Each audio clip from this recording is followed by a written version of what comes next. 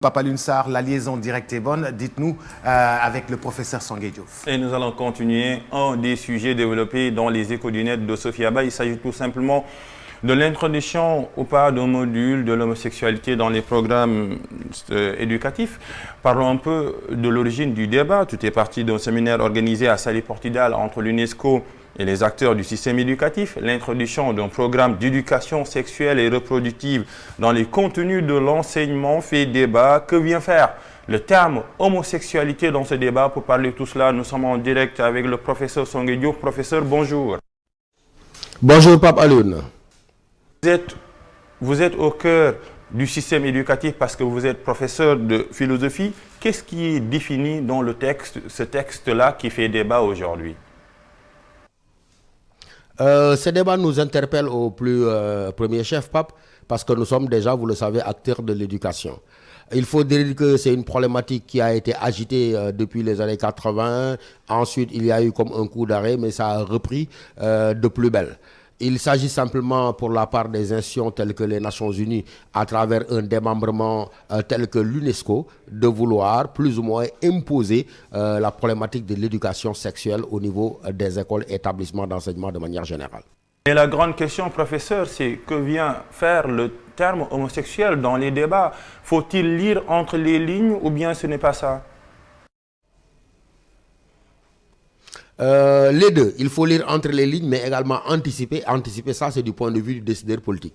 Lire entre les lignes, parce que le texte en tant que tel, dans sa mouture en tout cas, il suggère la liberté ou la possibilité, mais de choisir librement ce qui correspondrait à ce qu'ils appellent, entre guillemets, l'orientation sexuelle.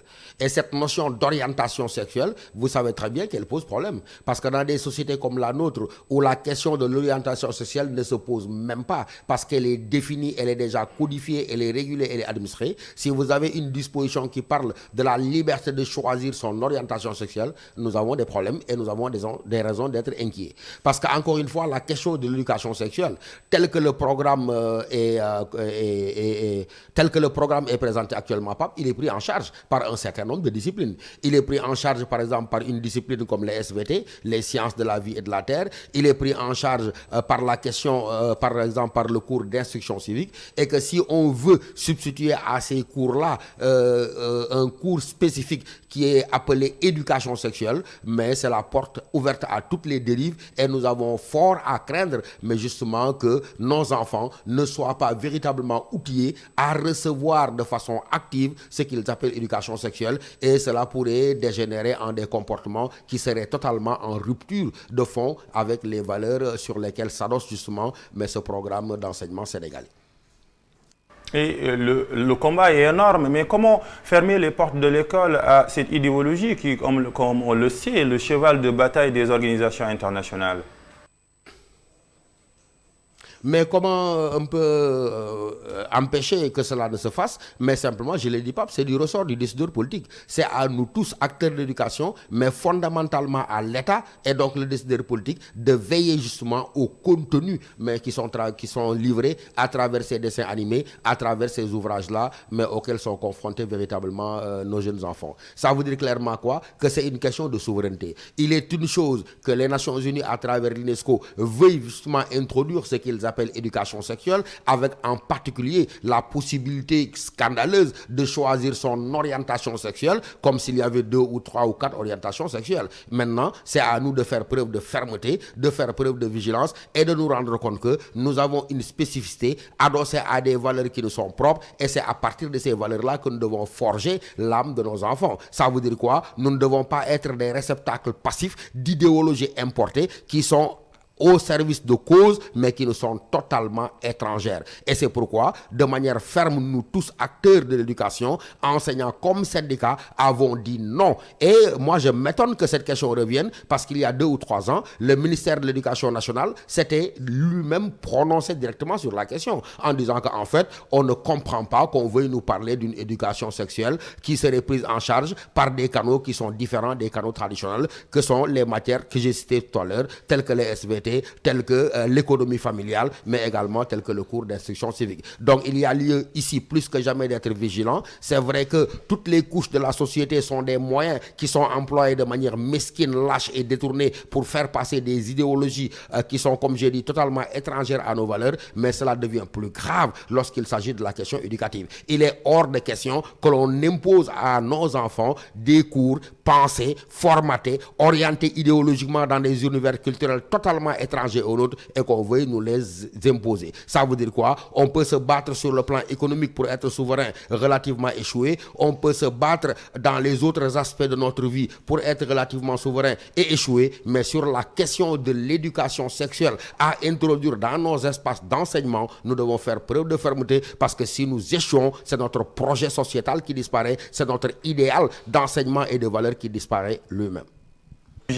Des sujets que vous avez abordés dans votre livre Délire, délices et dérives de Dieulmbam, cette réappropriation de l'éducation sénégalaise, bravo à vous, et des thèmes qui sont importants dans votre livre, professeur.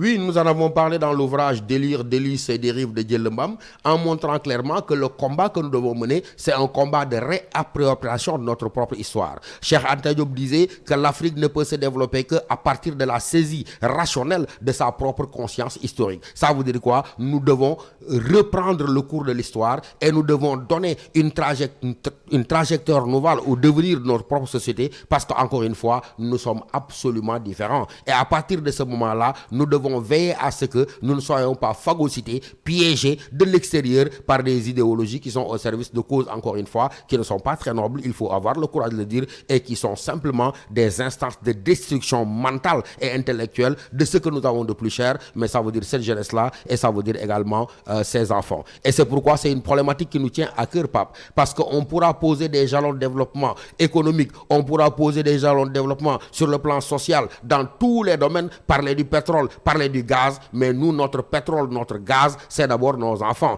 Et ces enfants-là, on ne peut semer les graines de ce développement qu'à partir d'un programme éducatif qui est véritablement sénégalais. Nous avons suffisamment dit qu'il faut qu'on repense notre système éducatif. Pourquoi? Parce que ce système éducatif-là, il n'est sénégalais que par la nationalité de ses acteurs. Et lorsque je disais que ce système éducatif-là, il n'est sénégalais que par la nationalité de ses auteurs, ça veut dire quoi? Que du point de vue de ses contenus, du point de vue de ses orientations, du point de vue de ses finalités, nous sommes encore aliénés par rapport à nous-mêmes et encore une fois, nous sommes le réceptacle passif d'idéologies qui n'ont rien à voir avec notre propre devenir en tant que Sénégalais et de manière plus générale en tant qu'Africains.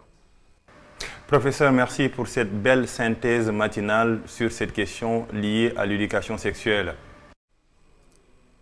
C'est moi qui vous remercie et vivement toc toc, cette belle caresse de l'esprit qui réveille désormais tout le monde. Rater ça, c'est rater sa journée, c'est rater simplement sa semaine. Bravo à vous. Et quel plaisir d'entendre Boubacar, le professeur Songue Diouf, toujours fidèle à lui-même. Oui, toujours égal à lui-même, Sophia, n'est-ce pas? N'est-ce pas? Oui, c'est un délice de l'entendre à chaque fois et d'échanger avec lui. C'est une bénédiction, moi je dirais une bénédiction intellectuelle. Ce qui me frappe beaucoup dans les dires du professeur, c'est cette réappropriation de notre éducation. Comme on le disait tout à l'heure, repenser notre système éducatif, je suis pour approfondir certains sujets. Par exemple, j'avais ouï dire que l'instruction civique avait été enlevée dans certaines écoles et ça m'avait choqué parce que c'est quelque chose d'important. Repenser aussi l'SVT, comment mieux expliquer, comment mieux parler de certaines choses à nos enfants. Et on n'a pas besoin des organisations internationales pour ça. Je pense que c'est ça qui est vrai. On n'a pas besoin que quelqu'un d'autre qui ne connaît pas nos valeurs et notre façon d'être, de venir nous dire comment en parler. Mais par contre, il faut en parler parce que ce sont des réalités. Merci beaucoup à vous, Sophia. Rendez-vous tout à l'heure.